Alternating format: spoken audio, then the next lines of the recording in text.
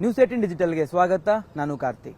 ರಾಜ್ಯ ಕಾಂಗ್ರೆಸ್ ಸರ್ಕಾರದಲ್ಲಿ ಸಚಿವ ಸಂಪುಟ ಪುನರಚನೆ ಆಗತ್ತಾ ಅನ್ನುವಂಥ ಪ್ರಶ್ನೆಗಳು ಕಳೆದ 6-7 ತಿಂಗಳಿಂದ ಉದ್ಭವವಾಗಿತ್ತು. ಪ್ರಮುಖ ಕಾರಣ ಏನಪ್ಪಾ ಅಂತಂದ್ರೆ 2.5 ವರ್ಷದ ಬಳಿಕ ಸಂಪುಟ ಪುನರಚನೆ ಮಾಡಲಾಗುತ್ತೆ ಅನ್ನುವಂಥ ಚರ್ಚೆಯನ್ನ ಈ ಹಿಂದೆಯೇ ಮಾಡಲಾಗಿತ್ತು. ಜೊತೆಗೆ ಆ ತೀರ್ಮಾನವನ್ನು ಕೂಡ ಹೈಕಮಾಂಡ್ ತೆಗೆದುಕೊಳ್ಳಿತ್ತು ಅನ್ನುವಂಥದ್ದು ಕಾಂಗ್ರೆಸ್ನಲ್ಲಿ ಬಹಳ ಪ್ರಮುಖವಾಗಿ ಕೇಳಿಬಂದಿರತಕ್ಕಂಥ ಮಾತಾಗಿತ್ತು. ಆದರೆ 2.5 ವರ್ಷದ ಬಳಿಕವೂ ಕೂಡ ಸಚಿವ ಸಂಪುಟ ಪುನರಚನೆಯನ್ನ ಮಾಡದೇ ಇರುವಂತಹ ಕಾರಣಕ್ಕಾಗಿ ಸರ್ಕಾರದ ಮಟ್ಟದಲ್ಲಿ ಸಾಕಷ್ಟು ಅಸಮಾಧಾನಗಳನ್ನ ಕೂಡ ಹೊರ ಹಾಕಲಾಗ್ತಾ ಇತ್ತು. ಪಕ್ಷದ ಆಂತರಿಕ ಸಭೆಗಳಲ್ಲಿ ಶಾಸಕರು ಬಹಿರಂಗವಾಗಿ ಈ ವಿಚಾರವನ್ನು ಚರ್ಚೆಯನ್ನು ಕೂಡ ಮಾಡ್ತಾ ಇದ್ರು. ಸಿಎಲ್ಪಿ ಸಭೆಗಳಲ್ಲಿಯೂ ಕೂಡ ನಮಗೊಂದು ಅವಕಾಶವನ್ನು ಕೊಡಿ ಅನ್ನುವಂತ ನಿಟ್ಟಿನಲ್ಲಿ ಹೈಕಮಾಂಡ್ಗೆ ಮನವಿಯನ್ನ ಮಾಡಿಕೊಳ್ಳುವಂತ ಕೆಲಸವನ್ನು ಕೂಡ ಮಾಡ್ತಾ ಇದ್ರು. ಅಂದ್ರೆ ಆ ಸಿಎಲ್ಪಿ ಸಭೆಯಲ್ಲಿ ಉಪಸ್ಥಿತರಿರುವಂತಹ ಹೈಕಮಾಂಡ್ನ ನಾಯಕರನ್ನ ಒಂದು ಮನವರಿಕೆ ಮಾಡುವಂತ ಅವರಿಗೆ ಒಂದು ಮನವಿಯನ್ನು ಮಾಡಿಕೊಳ್ಳುವಂತ ಕೆಲಸವನ್ನ ಕಾಂಗ್ರೆಸ್ನ ಶಾಸಕರು, ಹಿರಿಯ ಶಾಸಕರು ಮಾಡ್ತಾ ಇದ್ರು. ಇತ್ತೀಚೆಗೆ ಈ ವಿಚಾರಕ್ಕೆ ಸಂಬಂಧಪಟ್ಟಂತೆ ಅಹಿಂದ ಸಂಘಟನೆಗಳು ಕೂಡ ಕ್ಯಾಬಿನೆಟ್ ನ ರಿಶಫಲ್ ಮಾಡಬೇಕು, ಹಿಂದುಳಿದ ವರ್ಗದ ಅಥವಾ ಅಹಿಂದ ವರ್ಗಕ್ಕೆ ಸೇರಿದಿರ್ತಕ್ಕಂಥ ಶಾಸಕರಿಗೆ ಸಚಿವ ಸ್ಥಾನವನ್ನು ಕೊಡಬೇಕು. ಈಗ ಕಡಿಮೆ ಸಂಖ್ಯೆಯಲ್ಲಿ ಅವರಿಗೆ ಕೊಡಲಾಗಿದೆ. ಈಗ ಕೊಟ್ಟಿರ್ತಕ್ಕಂಥ ಸ್ಥಾನಮಾನ ಕಡಿಮೆ. ಆ ಕಾರಣಕ್ಕಾಗಿ ಹೆಚ್ಚುವರಿಯಾಗಿ ಮಂತ್ರಿಗಳನ್ನ ಮಾಡಬೇಕು ಅಹಿಂದ ವರ್ಗದವರನ್ನ ಅನ್ನುವಂತ ಬೇಡಿಕೆನ ಇಟ್ಟಿದ್ರು. ಈ ವಿಚಾರವಾಗಿ ರಾಹುಲ್ ಗಾಂಧಿ ಅವರನ್ನು ಕೂಡ ನಾವು ಭೇಟಿ ಮಾಡೋದಕ್ಕೆ ಪ್ರಯತ್ನ ಪಡ್ತೇವೆ, ದೆಹಲಿಗೂ ಕೂಡ ಹೋಗ್ತೇವೆ ಅನ್ನುವಂತ ಮಾತನ್ನ ಹೇಳಿದ್ರು.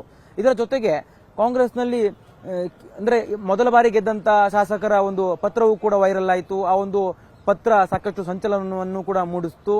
ನಮಗೂ ಕೂಡ ಅವಕಾಶ ಕೊಡಿ ಅನ್ನುವಂತ ನಿಟ್ಟಿನಲ್ಲಿ ಹೊಸ ಶಾಸಕರು ಮನವಿಯನ್ನು ಮಾಡಿಕೊಂಡಿದ್ರು. 5ರಿಂದ 6 ಸಚಿವ ಸ್ಥಾನವನ್ನು ನಮಗೆ ಕೊಡಿ ಅನ್ನುವಂತ ಬೇಡಿಕೆಯನ್ನು ಕೂಡ ಇಟ್ಟಿದ್ರು. ಇದೆಲ್ಲದರ ನಡುವೆ ಈಗ ಕಾಂಗ್ರೆಸ್ನಲ್ಲಿ ಹಿರಿಯರು ಅನ್ಸ್ಕೊಂಡಿರ್ತಕ್ಕಂಥವ್ರು, ಅಂದ್ರೆ 2.5 ವರ್ಷದ ಬಳಿಕ ನಮಗೆ ಸಚಿವ ಸ್ಥಾನ ಸಿಕ್ಕೇ ಸಿಗತ್ತೆ ಅನ್ನುವಂತ ಒಂದು ಕನಸಲ್ಲಿದ್ದಂಥವ್ರು ಈಗ ಮತ್ತೆ ಆಕ್ಟಿವ್ ಆಗ್ತಾ ಇದ್ದಾರೆ. 2.5 ವರ್ಷ ಆಗಿದೆ, ಈಗಾಗಲೇ ಸರ್ಕಾರಕ್ಕೆ 3 ವರ್ಷ ಆಗ್ತಾ ಬಂದಿದೆ. ಇಂಥ ಒಂದು ಸಂದರ್ಭದಲ್ಲಿ ನಾವು ಸುಮ್ಮನೆ ಕೂತ್ಕೊಳ್ಳೋದಕ್ಕೆ ಸಾಧ್ಯ ಇಲ್ಲ ಅನ್ನುವಂತ ರೀತಿಯಲ್ಲಿ ಅವರು ಮನದಟ್ಟಾದಂತೆ ಕಾಣಿಸ್ತಾ ಇದೆ ಅವರಿಗೆ. ಆ ಒಂದು ಕಾರಣಕ್ಕಾಗಿ ಬಜೆಟ್ ಅಧಿವೇಶನದ ನಡುವೆ ಇವತ್ತು ಸಭೆಯನ್ನು ಕೂಡ ಸೇರ್ತಾ ಇದ್ದಾರೆ. ಇವತ್ತಿನ ಸಭೆಯಲ್ಲಿ ಪ್ರಮುಖವಾಗಿ ಚರ್ಚೆ ಆಗುವಂತದ್ದು ಮುಂದಿನ ನಿರ್ಧಾರ ಯಾವ ರೀತಿಯಾಗಿ ತೆಗೆದುಕೊಳ್ಬೇಕು.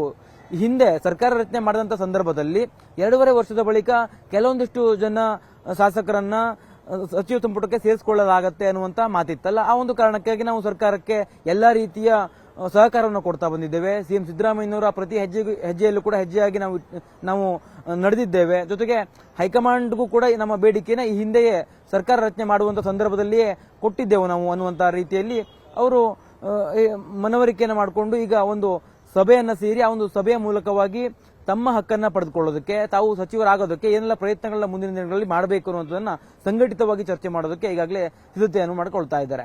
ಇಲ್ಲಿ ಪ್ರಮುಖವಾಗಿ ಗಮನಿಸಬೇಕು, ಈ ಹಿಂದೆ ಕ್ಯಾಬಿನೆಟ್ ರೀಶಫಲ್ ಮಾಡೋದಕ್ಕೆ ಸಿದ್ದರಾಮಯ್ಯನವರಿಗೆ ಹೈಕಮಾಂಡ್ ಸೂಚನೆಯನ್ನ ಕೊಟ್ಟಿತ್ತು ಅಂತಲೂ ಕೂಡ ಹೇಳಲಾಗ್ತಾ ಇತ್ತು. ಆದರೆ ಆ ಸಂದರ್ಭದಲ್ಲಿ ಸಿಎಂ ಸಿದ್ದರಾಮಯ್ಯನವರು 2.5 ವರ್ಷದ ಬಳಿಕ ನಾನು ಕ್ಯಾಬಿನೆಟ್ ಅನ್ನ ಪುನರ್ರಚನೆ ಮಾಡ್ತೇನೆ ಅನ್ನುವಂತ ಒಂದು ಮಾತನ್ನ ಹೈಕಮಾಂಡ್ಗೆ ಹೇಳಿದ್ರು ಅನ್ನುವಂಥದ್ದು ಕೂಡ ಚರ್ಚೆಯಲ್ಲಿತ್ತು. 2.5 ವರ್ಷದ ಬಳಿಕ ಸಿಎಂ ಸಿದ್ದರಾಮಯ್ಯನವರು ಕ್ಯಾಬಿನೆಟ್ ರಿಶಫಲ್ ಮಾಡೋದಕ್ಕೆ ಮುಂದಾದಂತ ಸಂದರ್ಭದಲ್ಲಿ ಹೈಕಮಾಂಡ್ ಗ್ರೀನ್ ಸಿಗ್ನಲ್ ಅನ್ನ ಕೊಟ್ಟಿರಲಿಲ್ಲ. ಈ ಒಂದು ವಿಚಾರ ಸಾಕಷ್ಟು ಸಂಚಲನವನ್ನು ಕೂಡ ಅಂದ್ರೆ ಸೃಷ್ಟಿಯನ್ನ ಮಾಡಿತ್ತು. ಸಿದ್ದರಾಮಯ್ಯನವರು ಕೇಳಿದಂತ ಸಂದರ್ಭದಲ್ಲಿ ಅವಕಾಶವನ್ನು ಕೊಡದಿರ್ತಕ್ಕಂಥ ಹೈಕಮಾಂಡ್ ಅದಕ್ಕೂ ಬಹಳ ಹಿಂದೆಯೇ ಕ್ಯಾಬಿನೆಟ್ ರೀಶಫಲ್ ಮಾಡಿ ಅನ್ನುವಂತ ಒಂದು ಮಾತನ್ನು ಕೂಡ ಹೇಳಿತ್ತು. ಹಾಗಾದ್ರೆ ಹೈಕಮಾಂಡ್ನ ನಿರ್ಧಾರ ಏನು ಅನ್ನುವಂತ ಒಂದು ಪ್ರಶ್ನೆಗಳು ಕೂಡ ಕಾಂಗ್ರೆಸ್ನಲ್ಲಿ ಹಾಗೆ ಸ್ವತಃ ಸಿಎಂ ಸಿದ್ದರಾಮಯ್ಯನವರಿಗೂ ಕೂಡ ಗೊಂದಲವನ್ನು ಸೃಷ್ಟಿ ಮಾಡಿತ್ತು. ಈಗ ಸಾಕಷ್ಟು ಒತ್ತಡಗಳು ಕೇಳಿ ಬರ್ತಾ ಇದಾವೆ.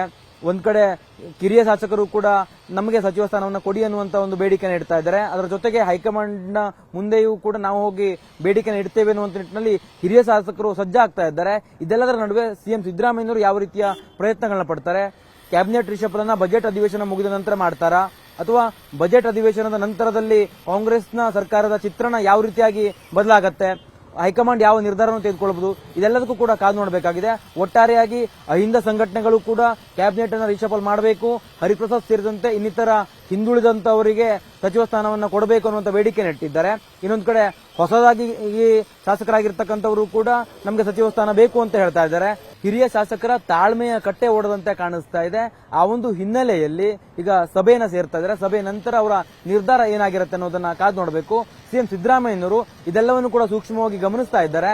ಅವರು ಯಾವ ರೀತಿಯಾಗಿ ನಿರ್ಧಾರವನ್ನು ತೆಗೆದುಕೊಳ್ತಾರೆ, ಹೈಕಮಾಂಡ್ಗೆ ಮತ್ತೊಮ್ಮೆ ಕ್ಯಾಬಿನೆಟ್ ರಿಶಫಲ್ ಮಾಡೋದಕ್ಕೆ ಅವಕಾಶವನ್ನು ಏನಾದರೂ ಕೇಳ್ತಾರಾ ಅನ್ನುವಂಥದ್ದನ್ನ ಕಾದು ನೋಡಬೇಕಾಗಿದೆ. ಕ್ಯಾಮರಾ ಪರ್ಸನ್ ವಿಶ್ವನಾಥ್ ಹಾವೇರಿ ಜೊತೆ ಕಾರ್ತಿಕ್, ನ್ಯೂಸ್18 ಕನ್ನಡ, ಬೆಂಗಳೂರು.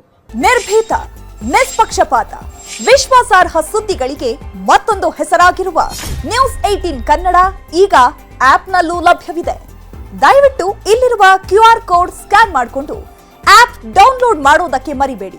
ನಿಮ್ಮ ಬೆಂಬಲ ಹೀಗೆ ಸದಾ ನಮ್ಮೊಂದಿಗಿರಲಿ. ಧನ್ಯವಾದ.